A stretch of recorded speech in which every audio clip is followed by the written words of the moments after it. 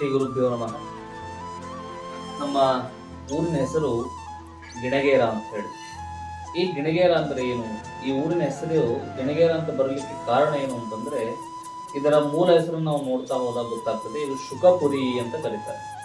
ಶುಕಪುರಿ ಅಂದ್ರೆ ಶುಕ ಅಂತಂದ್ರೆ ಗಿಣಿ ಅಂತ, ಅದನ್ನೇ ಕನ್ನಡದ ಅನ್ವರ್ಥವಾಗಿ ಗಿಣಗೇರ ಅಂತ ಬಳಸಿದ್ದಾರೆ. ಮೂಲದಲ್ಲಿ ನಮ್ಮ ಊರಿಗೆ ಪುರಾತನ ಕಾಲದಲ್ಲಿ ಆ ಕೆರೆಯ ಸುತ್ತಮುತ್ತ ಮತ್ತು ಎಲ್ಲ ಊರಿನ ಸುತ್ತಮುತ್ತ ಗಿಳಿಗಳು ಬಂದು ಆಶ್ರಯವನ್ನು ನೀಡತಕ್ಕಂಥ, ಆ ಗಿಳಿಗಳು ಬಂದು ಇರ್ತಕ್ಕಂಥ ಒಂದು ಊರಾಗಿರೋದ್ರಿಂದ ಇದಕ್ಕೆ ಗಿಣಿಗೇರ ಅಂತ ಬರ್ತದೆ.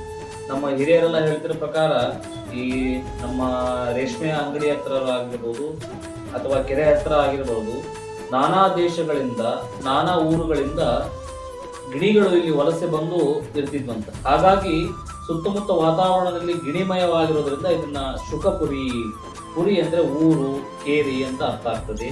ಊರು ಮತ್ತು ಒಂದು ಹಳ್ಳಿ ಅಂತ ಅರ್ಥ ಆಗ್ತದೆ. ಹಾಗಾಗಿ ಇದಕ್ಕೆ ಗಿಣಿಗೇರ ಹೆಸರು ಬಂತು ಎನ್ನುವುದು ನಮ್ಮ ಮೂಲ ದಾಖಲೆಗಳಿಂದ ಮತ್ತು ಹಿರಿಯರಿಂದ ತಿಳಿದು ಬರುವ ಸಂಗತಿ.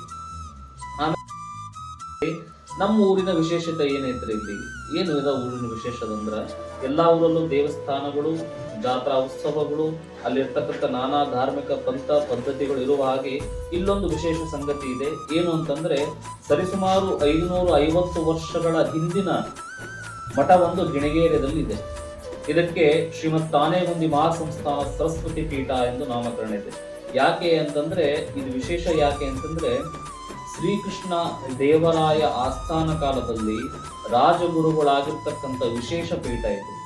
ಅಲ್ಲಿ ಶ್ರೀ ರೂಢಾಚಾರ್ಯರು ಎನ್ನುವ ಗುರುಗಳಿಗೆ ಶ್ರೀಕೃಷ್ಣ ದೇವರ ಆಸ್ಥಾನದಲ್ಲಿ ಕೊಟ್ಟಿರ್ತಕ್ಕಂಥ ತಾಮ್ರ ಶಾಸನ ಇಂದು ಶ್ರೀಮಠದಲ್ಲಿ ಲಭ್ಯವಾಗ್ತದೆ. ಇದನ್ನ ಕೊಪ್ಪಳದ ಶಾಸನ ಸಂಪುಟ ಅಂತ ಹೇಳಿ ಹಂಪಿ ವಿಶ್ವವಿದ್ಯಾಲಯದವರು ಒಂದು ಸಂಶೋಧನಾತ್ಮಕವಾಗಿ ಅದನ್ನ ನಡೆಸಿದಾಗ, ಎಲ್ಲೆಲ್ಲಿ ನಮ್ಮ ಕೊಪ್ಪಳ ತಾಲೂಕಿನಲ್ಲಿ ಶಾಸನಗಳಿದೆ ಅಂತ ಹೇಳಿ ಅದರಲ್ಲಿ ನಮ್ಮ ಗಿಣಿಗೇರಿ ಮಠದ ಶಾಸನದ ಉಲ್ಲೇಖಗಳಿದೆ. ಇದನ್ನು ಯಾಕೆ ನಾವು ಪ್ರಸ್ತುತಪಡಿಸ್ತಾ ಇದ್ದೀವಿ ಅಂತಂದ್ರೆ, ನಮ್ಮ ಪುರಾತನ ಇತಿಹಾಸಗಳು ಎಷ್ಟು ಶ್ರೇಷ್ಠವಾಗಿವೆ, ನಮ್ಮ ಸನಾತನ ಧರ್ಮದಲ್ಲಿ ಎಂತೆಂಥ ಮಹಿಮಾ ಪುರುಷರು ಆವಿರ್ಭವಿಸಿ ಹೋಗಿದ್ದಾರೆ ಮತ್ತು ಎಲ್ಲೆಲ್ಲಿ ಮಠಗಳನ್ನು ಸ್ಥಾಪನೆ ಮಾಡಿದ್ದಾರೆ ಎನ್ನುವುದು ಈ ಶಾಸನದ ಮೂಲಕ ನಮಗೆ ತಿಳಿದು ಬರುತ್ತದೆ. ಆನೆಗುಂದಿಯಲ್ಲಿ ಮೂಲವಾಗಿ ಸ್ಥಾಪನೆ ಆಗಿರ್ತಕ್ಕಂಥ ಮಠ ತದನಂತರ ಬಹುಮನಿ ಸುಲ್ತಾನರ ದಬ್ಬಾಳಿಕೆಯ ವಿಜಯನಗರ ಸಾಮ್ರಾಜ್ಯ ಪತನಗೊಂಡ ನಂತರ ಬಹುಮನಿ ಸುಲ್ತಾನ್ ಆಳ್ವಿಕೆ ಬಂದಾಗ ಅಲ್ಲಿಂದ ಕನಕಗಿರಿ ಬರ್ತಾರೆ. ಕನಕಗಿರಿಗೆ ಬಂದು ಗಿಣಿಗೇರಿಯಲ್ಲಿ ಶ್ರೀಮಠವನ್ನು ಸ್ಥಾಪನೆ ಮಾಡ್ತಾರೆ. ಅಲ್ಲಿಂದ ಇಲ್ಲಿವರೆಗೂ ಅವಿಚ್ಛಿನ್ನವಾಗಿ ಶ್ರೀಮಠದ ಪರಂಪರೆ ನಡೆದುಕೊಂಡು ಬಂದಿದೆ. ಆ ಮಠದಲ್ಲಿ ಜೀವಂತ ಸಮಾಧಿಯಾಗಿರ್ತಕ್ಕಂಥ ಗದ್ದಿಗಳನ್ನು ಹಿಡಿದುಕೊಂಡು ನಾನಾ ಗುರುಗಳ ಗದ್ದಿಗೆಗಳು ಮತ್ತು ಬಿಲ್ಲೋಪತ್ರ ಮರಗಳು, ಶ್ರೀಗಳು ಸ್ಥಾಪನೆ ಮಾಡಿರ್ತಕ್ಕಂಥ ತೋಡಿಸ್ತಕ್ಕಂಥ ಬಾವಿಗಳು ಮತ್ತು ಅವರು ಆಗಿನ ಕಾಲದ ಸಂಚಾರ ಮಾಡತಕ್ಕಂಥ ಅವಶೇಷಗಳು ಕೂಡ ಶ್ರೀಮಠದಲ್ಲಿ ಇಂದಿಗೂ ಶೇಖರಿಸಿ ಇಟ್ಟಿದ್ದೇವೆ. ಹೇಗೆ ಅಂತಂದ್ರೆ, ಆಗಿನ ಕಾಲದಲ್ಲಿ ಸಂಚಾರಕ್ಕಾಗಿ ಮೇಣ ಅಂತ ಬಳಸ್ತಿದ್ರು. ಆ ಮೇಣವನ್ನ ನೀವು ಈಗಲೂ ನೋಡ್ಬೋದು, ನಮ್ಮ ಮಠದಲ್ಲಿದೆ. ಹಾಗೆಯೇ ಶಾಸನವೂ ನಮ್ಮ ಮಠದಲ್ಲಿ ಲಭ್ಯವಿದೆ. ಮತ್ತು 250 ವರ್ಷಗಳ ಹಿಂದಿನ ಗ್ರಂಥಗಳು, ಅದರ ಬಗ್ಗೆ ಬಹಳಷ್ಟು ಪತ್ರಿಕೆಗಳಲ್ಲಿ ಮತ್ತು ಟಿವಿ ಮಾಧ್ಯಮಗಳಲ್ಲಿ ವರದಿ ಕೂಡ ಆಗಿದೆ.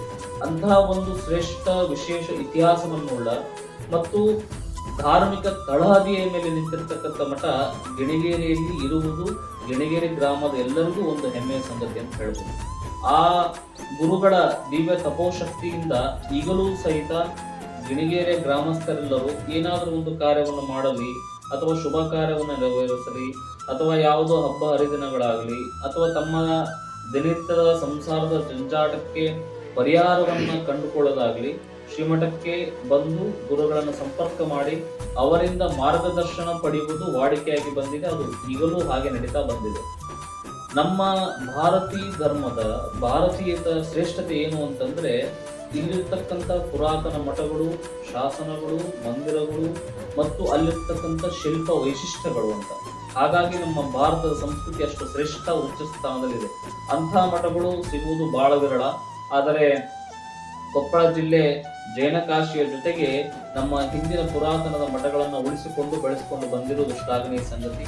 ಇದರ ಬಗ್ಗೆ ನಾಡಿನ ಯುವಕರು ಆಸಕ್ತಿ ತೋರಿರಬಹುದು ಮತ್ತು ಅವರವರ ಸಂಶೋಧನಾ ವಿಚಾರದಲ್ಲಾಗಿರ್ಬೋದು, ಅವರ ವಿದ್ಯಾಭ್ಯಾಸದಲ್ಲಿ ಶೈಕ್ಷಣಿಕ ಒಂದು ಪ್ರಾಜೆಕ್ಟ್ ಅಂತ ಏನ್ ಕರಿತೀವಿ, ಅದರಲ್ಲಿ ಈ ತರಹದ ಪುರಾತನ ಮಠಗಳ ಬಗ್ಗೆ ಒಂದು ಆಸಕ್ತಿ ಹೊಂದಿ ಅದನ್ನ ನಾವು 4 ಜನಕ್ಕೆ ತಿಳಿಸಬೇಕು, ಅಥವಾ ಅದರ ಬಗ್ಗೆ ನಾವು ತಿಳಿಯುವಂತ ಆಸಕ್ತಿ ಹೊಂದಬೇಕೆನ್ನೋದೆಲ್ಲ ಇದು ನಮಗೆ ನಿಜವಾಗ್ಲೂ ಸಂತಸ ತಂದ ವಿಷಯ.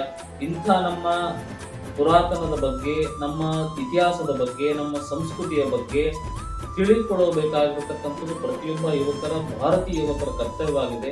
ಯಾಕಂದ್ರೆ ಎಲ್ಲಿ ಇರತಕ್ಕಂಥ ಪಾಶ್ಚಿಮಾತ್ಯ ದೇಶಗಳು ನಮ್ಮ ದೇಶಕ್ಕೆ ಬಂದು ನಮ್ಮ ಮೂಲದ ಸಂಸ್ಕೃತಿಯನ್ನು ತಿಳಿದುಕೊಳ್ಳಕ್ಕೆ ಎಷ್ಟು ಆಸಕ್ತಿ ಇರುತ್ತವೆ. ಆದರೆ ಈಗಿನ ಕಾಲದ ಯುವಕರು ಆಧುನಿಕತೆಯ ಭರಾಟೆಯಲ್ಲಿ ಪಾಶ್ಚಿಮಾತ್ಯ ಸಂಸ್ಕೃತಿಯನ್ನು ಅನುಕರಣೆ ಮಾಡ್ತಿದ್ದಾರೆ ಹೊರತು ನಮ್ಮ ಭಾರತದ ಸಂಸ್ಕೃತಿಯನ್ನು ಅನುಕರಣೆ ಮಾಡೋದ್ರಲ್ಲಿ ಯಾಕೋ ಹಿಂದೇಟಾಗ್ತಿದೆ ಅನಿಸ್ತದೆ. ಆದರೆ ಈಗಿನ ಇಂಥ ಒಂದು ಏನು ವಿದ್ಯಾಭ್ಯಾಸ ಶೈಕ್ಷಣಿಕ ವರ್ಷಗತಿಯಲ್ಲಿ ಇತಿಹಾಸ ಮೂಲ, ನಮ್ಮ ಊರಿನ ಇತಿಹಾಸ ತಿಳ್ಕೋಬೇಕು, ನಮ್ಮ ಊರಿನ ಧರ್ಮಗಳ ಬಗ್ಗೆ ತಿಳ್ಕೋಬೇಕು, ನಮ್ಮ ಊರಿನ ಪಂಥಗಳು, ನಮ್ಮ ಊರಿನ ಹಬ್ಬ ಹರಿದಿನಗಳು, ನಮ್ಮ ಊರಿನ ಉತ್ಸವಗಳ ಬಗ್ಗೆ ಒಂದು ಪ್ರೊಜೆಕ್ಟ್ ಮಾಡ್ತಕ್ಕಂಥ ಸಂತಸದಾಯ ವಿಷಯ. ಅವರೆಲ್ಲರಿಗೂ ಗುರುದೇವ ಆಶೀರ್ವಾದವನ್ನು ನೀಡಲಿ, ಎಲ್ಲರಿಗೂ ಒಳ್ಳೆಯದಾಗಲಿ ಅಂತ ಹೇಳಕ್ಕೆ ಖುಷಿ ಇದೆ.